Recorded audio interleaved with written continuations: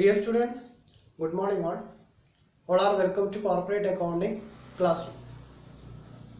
അപ്പോൾ ഇന്ന് നമ്മൾ കൺസോളിഡേറ്റഡ് ഫിനാൻഷ്യൽ സ്റ്റേറ്റ്മെന്റ് വർക്കൗട്ട് ചെയ്യുകയാണ്. അപ്പോൾ ഇതുവരെ നമ്മൾ പ്രീ അക്വസിഷൻ അതുപോലെ പോസ്റ്റ് അക്വസിഷൻ പ്രോഫിറ്റ് ക്വസ്റ്റിനകത്ത് തന്നിട്ടുണ്ടെങ്കിൽ എങ്ങനെയാണ് വർക്കൗട്ട് ചെയ്യുക എന്നുള്ളത് നമ്മൾ ഡിസ്കസ് ചെയ്തിട്ടില്ലായിരുന്നു. ഇന്ന് നമ്മൾ ഡിസ്കസ് ചെയ്യുന്നത് പോസ്റ്റ് അക്വസിഷൻ പ്രോഫിറ്റ് അഥവാ പ്രോഫിറ്റിന്റെ വോളിയം ക്വസ്റ്റ്യൻസിനകത്തുണ്ടെങ്കിൽ എങ്ങനെ നമ്മൾ കൺസോളിഡേറ്റഡ് ഫിനാൻഷ്യൽ സ്റ്റേറ്റ്മെന്റ് പ്രിപ്പയർ ചെയ്യും, അതുപോലെ തന്നെ more than 50% then parent company hold ചെയ്യുന്നുണ്ടെങ്കിൽ അപ്പോൾ ആ പാരന്റ് കമ്പനീൻ്റെ അപ്പോൾ ഒരു certain percentage non controlling interest ഉണ്ടായിരിക്കും. അപ്പോൾ നോൺ കൺട്രോളിങ് ഇൻട്രസ്റ്റ് എമൗണ്ട് എങ്ങനെയാണ് കാൽക്കുലേറ്റ് ചെയ്യുക, അതോടൊപ്പം ഗുഡ് വില്ല് കാൽക്കുലേറ്റ് ചെയ്യാനുണ്ടെങ്കിൽ ഇപ്പോൾ ബാർഗെയിൻ പ്രൈസ് ആയിരുന്നാലും അല്ലെങ്കിൽ ഗുഡ് വിൽ ആയിരുന്നാലും എങ്ങനെയാണ് കാൽക്കുലേറ്റ് ചെയ്യുക എന്നുള്ളതാണ് നമ്മളിന്ന് ചെക്ക് ചെയ്യുന്നത്. Okay, the individual balance sheet P Limited and S Limited are given below. Equity and liabilities. Equity share capital rupees 4 lakh of P Limited, rupees 1,60,000 of S Limited. Profit and loss 1,80,000 for P Limited, 90,000 for S Limited. Current liabilities 60,000 for P Limited, 30,000 for S Limited. Total equity and liabilities 6,40,000 for P Limited, 2,80,000 of S Limited. Non-current assets, tangible assets 4,40,000 of P Limited, 2,80,000 of S Limited. Investments in S Limited at cost rupees 2 lakh. Total assets 6,40,000 of P Limited, 2,80,000 of S Limited. P Limited acquired 70% of the equity shares of S Limited 2 years ago when the profit and loss balances were as follows. P Limited rupees 1,12,500, S Limited rupees 60,000. Prepare the consolidated balance sheet. ഈ ക്വസ്റ്റിനകത്ത് പറഞ്ഞിരിക്കുന്നത് 70% P limited S ലിമിറ്റഡിന്റെ shares എന്ത് ചെയ്തിട്ടുണ്ട്, hold ചെയ്തിട്ടുണ്ട്. 70% S ലിമിറ്റഡിന്റെ shares P limited hold ചെയ്തിട്ടുണ്ട് എന്നാണ് പറഞ്ഞത്. അപ്പൊ നമുക്കറിയാം 30% എന്താണ്, നോൺ കൺട്രോളിങ് ഇൻട്രസ്റ്റ് ആണ്. അപ്പൊ നമ്മൾ നോൺ കൺട്രോളിങ് ഇൻട്രസ്റ്റ് എന്ന് പറയുന്ന പാർട്ട് ഫൈൻഡ് ചെയ്യണം. ഓക്കെ, അതിന് മുമ്പായിട്ട് നമ്മൾ ചെയ്യേണ്ടത് പ്രോഫിറ്റ് ആൻഡ് ലോസ് അക്കൗണ്ടിന്റെ പാർട്ട് ഒന്ന് ശ്രദ്ധിക്കണം. പ്രോഫിറ്റ് ആൻഡ് ലോസ് അക്കൗണ്ട് നമുക്ക് ക്വസ്റ്റ്യൻ അകത്ത് തന്നിട്ടുണ്ട്. പ്രോഫിറ്റ് ആൻഡ് ലോസ് അക്കൗണ്ട് അതായത് പി ലിമിറ്റഡിന്റെയും അതുപോലെ എസ് ലിമിറ്റഡിന്റെയും പ്രോഫിറ്റ് ആൻഡ് ലോസ് അക്കൗണ്ട് തന്നിട്ടുണ്ട്. അതുപോലെ ഇയർ എൻഡിങ്ങിലുള്ള പ്രോഫിറ്റ് ആൻഡ് ലോസിന്റെ വോളിയവും നമുക്ക് ക്വസ്റ്റ്യൻ അകത്ത് തന്നെ തന്നിട്ടുണ്ട്. അപ്പോൾ നമ്മളിതൊന്ന് കണ്ടുപിടിക്കേണ്ടത് പോസ്റ്റ് അക്വസിഷൻ പ്രോഫിറ്റ് ഫൈൻഡ് ചെയ്യണം. പോസ്റ്റ് അക്വസിഷൻ പ്രോഫിറ്റ് ഫൈൻഡ് ചെയ്യുന്നു. എങ്ങനെയാണ് പോസ്റ്റ് അക്വസിഷൻ പ്രോഫിറ്റ് കണ്ടുപിടിക്കുക? അതായത് ഒരു നോൺ കൺട്രോളിങ് ഇൻട്രസ്റ്റ് ഉള്ള ഒരു ക്വസ്റ്റ്യനകത്ത് പോസ്റ്റ് അക്വസിഷൻ പ്രോഫിറ്റ് എങ്ങനെയാണ് ഫൈൻഡ് ചെയ്യുക എന്നുള്ളതാണ് നമ്മൾ ചെക്ക് ചെയ്യുന്നത്. അത് ചെയ്യേണ്ടത് ഹെഡിങ് കൊടുക്കുക, പോസ്റ്റ് അക്വസിഷൻ പ്രോഫിറ്റ്.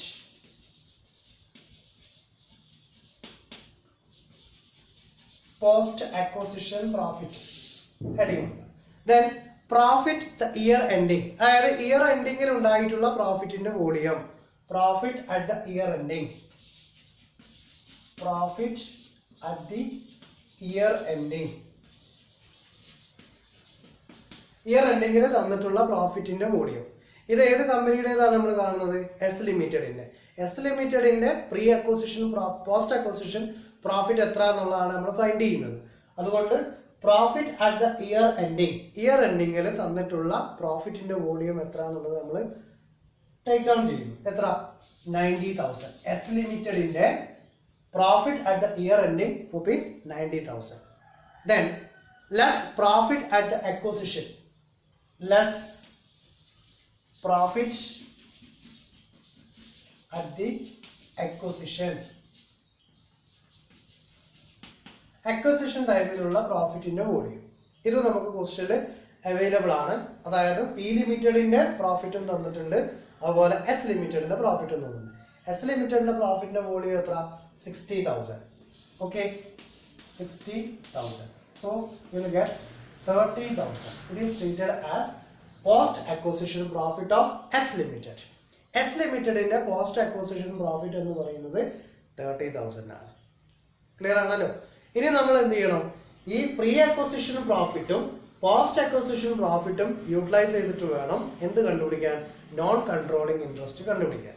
ഓക്കെ, അപ്പോൾ എത്ര ഷെയർ ആണോ പിന്നെ എസ് ലിമിറ്റഡിൻ്റെത് പി ലിമിറ്റഡ് ടേക്ക് ഓവർ ചെയ്തിട്ടുള്ളത്, ആ ഷെയറിന്റെ റിമൈനിങ് പാർട്ട്, ദെൻ പ്രീ അക്വസിഷന്റെ റിമൈനിങ് പാർട്ട്, സോറി എത്ര പെർസെൻറ്റേജ് ആണോ ടേക്ക് ഓവർ ചെയ്തിട്ടുള്ളതിന്റെ remaining part, then post acquisition പ്രോഫിറ്റിന്റെ സെയിം പാർട്ട് എന്ത് ചെയ്യണം?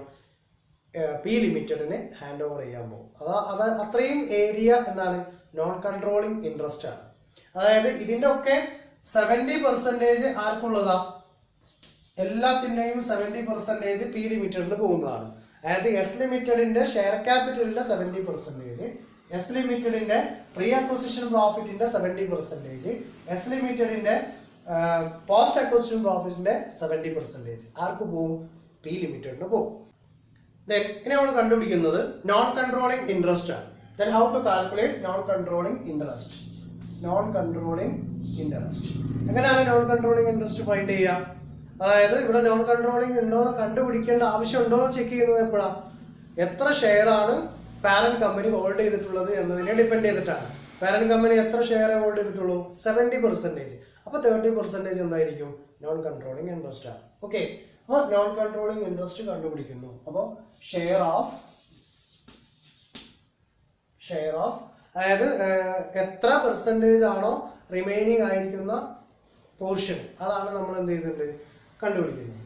Share of S limited at 30%. 30% അല്ലേ നമ്മൾ കണ്ടുപിടിക്കേണ്ടുള്ളൂ. ദെൻ ഷെയർ ക്യാപിറ്റലിന്റെ വോളിയം, അതായത് എസ് ലിമിറ്റഡിന്റെ ഷെയർ ക്യാപിറ്റൽ വോളിയം എത്രയായിരുന്നു? 1,60,000. So 1,60,000 into 30/100, 48,000. We will get 48,000. Then post acquisition പ്രോഫിറ്റിന്റെ 30% വേണം, പ്രീ അക്വസിഷൻ പ്രോഫിറ്റിന്റെ 30% വേണം. Then 30% of പ്രീ അക്വസിഷൻ എങ്ങനെ വേണമെങ്കിലും എഴുതാം. Pre acquisition profit. അപ്പോൾ പ്രീ അക്വസിഷൻ പ്രോഫിറ്റിന്റെ പോലെ നമ്മൾ പോസ്റ്റ് അക്വസിഷൻ പ്രോഫിറ്റ് ഫൈൻഡ് ചെയ്തതാണ്. എത്ര കിട്ടി നമുക്ക്? 30,000. ഓക്കെ, അപ്പോൾ pre acquisition profit 60,000. So 60,000 into 30/100, 18,000. Okay, then 30% of post acquisition profit. 30% of post acquisition profit എത്ര? 30,000. So 30,000 into 30/100, 9,000. Total 75,000. അപ്പോൾ 75,000 ആണ് നോൺ കൺട്രോളിങ് ഇൻട്രസ്റ്റ്. നമ്മൾ എന്ത് ചെയ്യണം? ഗുഡ് വിൽ ഫൈൻഡ് ചെയ്യണം. Is a goodwill or bargain price, അതായത് positive goodwill ആണോ negative goodwill ആണോ എന്നുള്ളത് നമ്മൾ ഫൈൻഡ് ചെയ്യണം. So calculation of goodwill. ഇപ്പോൾ ഗുഡ് വിൽ കാൽക്കുലേറ്റ് ചെയ്യുമ്പോൾ നോൺ കൺട്രോളിങ് ഇൻട്രസ്റ്റിന് 30% ആണ് എടുത്തത്, ഗുഡ് വിൽ കാൽക്കുലേറ്റ് ചെയ്യുമ്പോൾ 70% ആണ് എടുക്കേണ്ടത്. Okay, then calculation of good will. Calculation of good will heading കൊടുക്കും. ഓക്കെ, ഹെഡിങ് കൊടുത്തിട്ട് consideration amount paid or transferred. So consideration എത്ര നമ്മൾ കൺസിഡറേഷൻ എമൗണ്ട് കൊടുത്തിട്ടുള്ളത്? 2 lakh. 2 lakh rupees കൺസിഡറേഷൻ കൊടുത്തു. എത്ര ഷെയർ ക്യാപിറ്റലിന്റെ 70% നമ്മൾ ഹോൾഡ് ചെയ്തത്? എസ് ലിമിറ്റഡിൻ്റെത് 1,60,000. സോ 1,60,000 ആണ് ഷെയർ ക്യാപിറ്റൽ ഉള്ളത്. ആ ഷെയർ ക്യാപിറ്റലിന്റെ 70% ആണ് നമ്മൾ എന്ത് ചെയ്തിട്ടുള്ളത്, ഈ പി ലിമിറ്റഡ് കമ്പനി ഹോൾഡ് ചെയ്തിട്ടുള്ളത്. So share of 70% on S limited. അപ്പോൾ എസ് ലിമിറ്റഡിന്റെ 70%ന്റെ ഷെയർ കൊടുത്തു. Okay, then how much value? 1,60,000 into 70/100. അതായത് നമുക്കറിയാം 30% എന്താണ്, നോൺ കൺട്രോളിങ് ഇൻട്രസ്റ്റ് ആണ്. ദെൻ അപ്പോൾ 70% എന്തായിരിക്കും, കൺട്രോളിങ് ഇൻട്രസ്റ്റ് ആയിരിക്കും. സോ 1,12,000. ഓക്കെ, ദെൻ ഇതെന്താണ് ഷെയറിന്റെ 7%. ഇനി നമ്മൾ എന്ത് ചെയ്യണം, പ്രീ അക്വസിഷൻ പ്രോഫിറ്റിന്റെ 70% ഉണ്ടാവും. Share of pre acquisition profit.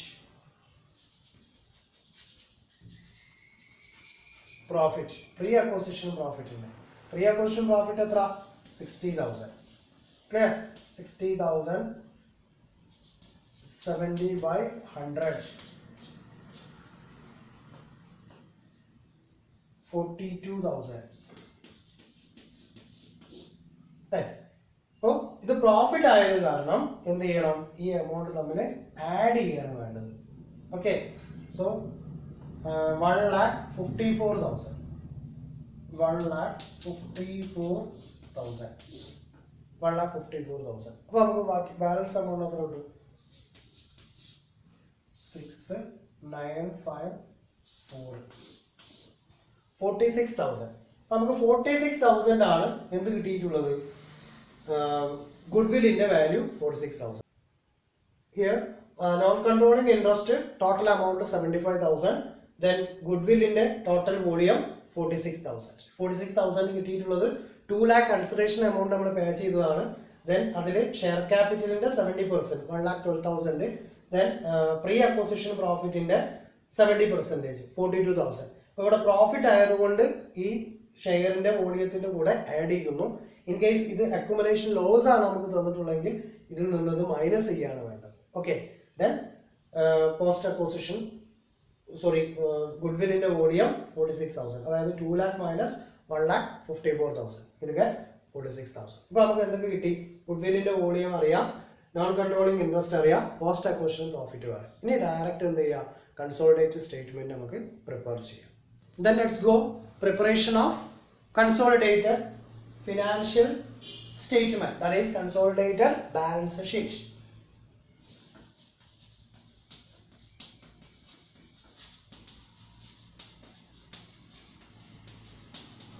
Consolidated balance sheet prepare.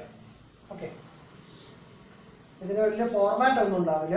ഒരു ഇന്നർ കോളം ഒരു ഔട്ടർ കോളം പ്രിപ്പയർ ചെയ്ത് വെക്കുക. അപ്പം വളരെ പെട്ടെന്ന് നമുക്ക് എന്ത് ചെയ്യാൻ പറ്റും, ഫിഗേഴ്സ് ഒക്കെ ഔട്ട്ലൈൻ ചെയ്യാൻ വേണ്ടി സാധിക്കും. ഓക്കെ, അത് വേണമെങ്കിൽ യൂസ് ചെയ്യാം, അല്ലെങ്കിൽ നമുക്ക് ഒഴിവാക്കുകയും ചെയ്യാം.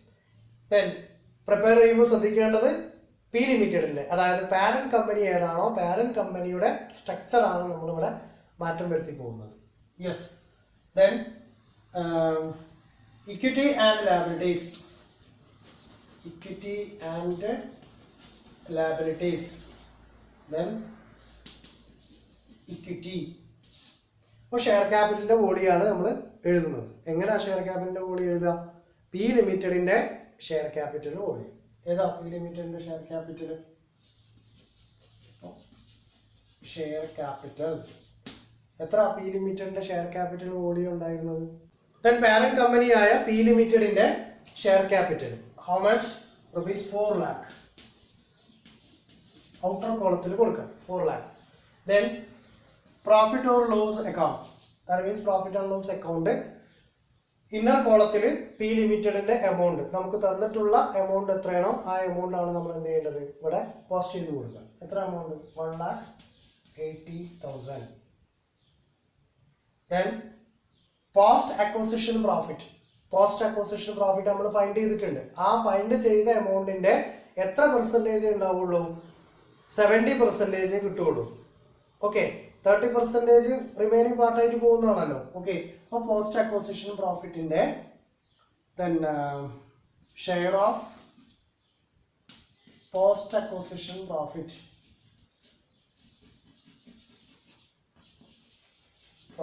എത്ര 30,000 ആണ് പോസ്റ്റ് അക്വിസിഷൻ പ്രോഫിറ്റ് നമുക്ക് കിട്ടിയത്. അതിന്റെ 70%. Clear?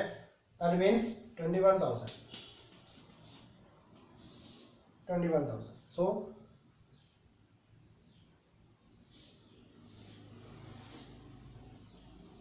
1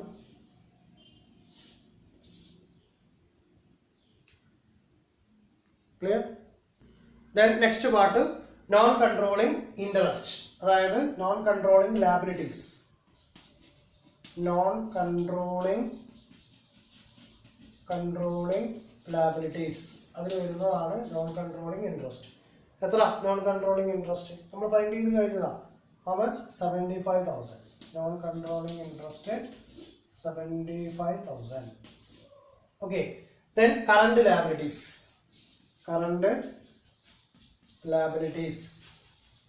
of P Limited and S Limited. P Limited current liability എത്ര? 60,000. Then S Limited current liability 30,000. So total 90,000. Totally. Clear?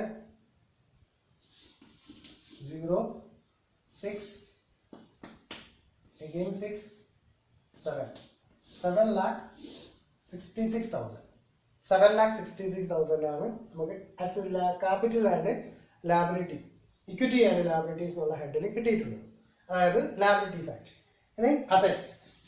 So അസറ്റ്സിൽ tangible assets.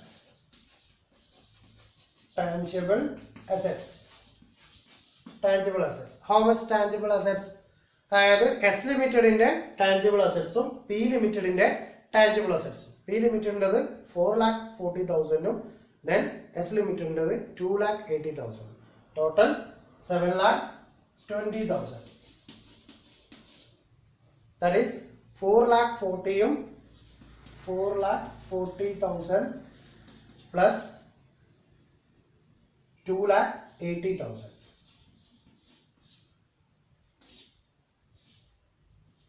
2,80,000. 4,40,000 2,80,000. Total 7,20,000. Then goodwill. നമ്മൾ goodwill find ചെയ്തു. How much goodwill? 46,000. Okay. 46,000. ഇനി ഒന്നും ഇതിനകത്ത് add ചെയ്യാനില്ല. So 7,66,000.